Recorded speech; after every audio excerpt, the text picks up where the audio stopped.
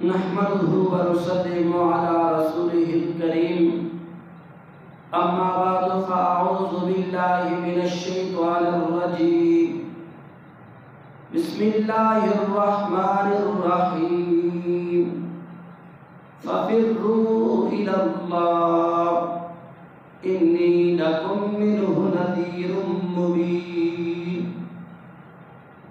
صدق الله العظيم۔ اللہ رب العزت نے مجھے اور آپ کو قرآن اور سنت سے نوازا۔ یہ قرآن اور سنت دائمی ہیں، موسمی نہیں ہیں۔ اللہ نے مجھے اور آپ کو محمد الرسول اللہ صلی اللہ علیہ وسلم جیسی ہستی عطا فرمائی۔ یہ ہستی دائمی ہے، موسمی نہیں ہے۔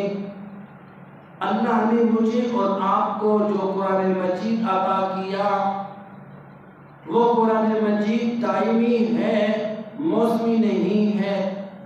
اللہ نے مجھے اور آپ کو جو نماز عطا کی، ذکر عطا کیا، تلاوت عطا کی، نیک صالح اعمال عطا کیے، یہ سارے کے سارے دائمی ہیں، موسمی نہیں ہیں۔ جیسے کہ آج یہ بات بڑے افسوس سے کہنا پڑتی ہے کہ جیسے رمضان المبارک آیا، روح بھر کی جتنی بھی مساجد تھی، ساری کی ساری مسجدیں اللہ کا لاکھ لاکھ شکر ہے کہ نمازیوں سے بھر گئی۔ جیسے ہی رمضان المبارک کی گھڑیاں ہم سے الوداع ہوئی، ایسے ہی یہ مسلمان جو اعمال کرتا تھا اس سے بھاگ گیا۔ تو سمجھانے کا مقصد یہ ہے کہ ہمارے پاس جتنے بھی نیک صالح اعمال ہیں، یہ سارے کے سارے دائمی ہیں، ہمیشہ سے ہیں، ہمیشہ رہیں گے، موسمی نہیں ہیں کہ موسم آیا تو کر لیا، موسم نہیں ہے تو نہ کیا۔ یہ ایسی بات نہیں ہے۔ میرے دادا استاد حضرت اشرف علی تھانوی رضی اللہ عنہ نے لکھا، کسی نے پوچھا کہ دنیا کے اندر یہ انسان اعمال کرتا ہے، اس کو کیسے معلوم ہوگا کہ اس کے اعمال قبول بھی ہیں؟ تو انہوں نے جواب ارشاد فرمایا کہ ایک عمل کرنے کے بعد دوسرے عمل کی اللہ تعالیٰ توفیق عطا فرما دیں تو یہ سمجھو کہ پہلے والے کیے ہوئے اعمال قبول ہیں۔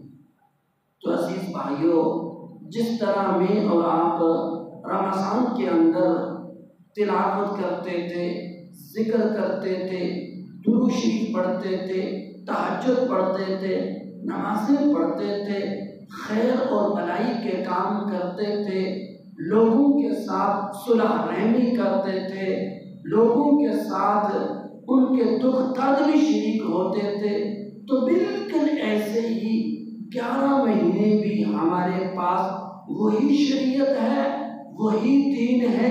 ہم جس طرح رمضان المبارک کے اندر اعمال صالحہ سر انجام دیا کرتے تھے، عزیز بھائیو، اسی طریقے سے ہم غیر رمضان کے اندر بھی نیک صالح اعمال کرنے والے بن جائیں، تاکہ دنیا کے اندر ہم سب کو اللہ تعالیٰ خیر اور بھلائی سے نوازے اور آخرت کے اعتبار سے اللہ تعالیٰ ہمیں کامیاب عطا فرما دے۔